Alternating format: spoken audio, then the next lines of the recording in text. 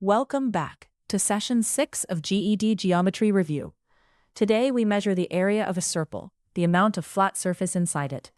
The whole formula depends on one measurement, the radius, the distance from the center to the edge. Here is the formula.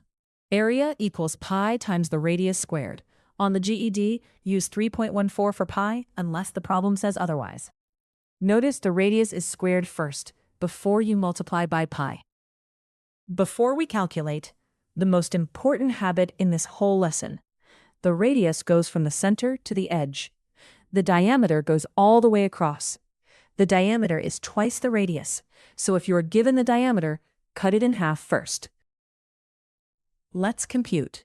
A circle has a radius of 5. Square the radius. 5 squared is 25.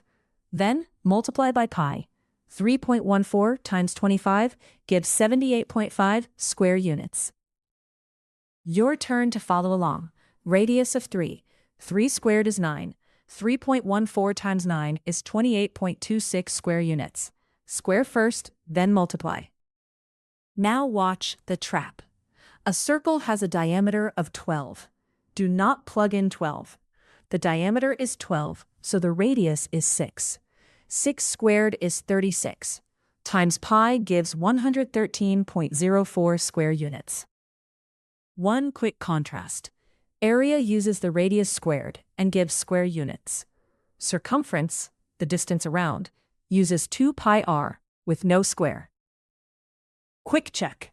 A circle has a radius of 6. Using 3.14, what is the area?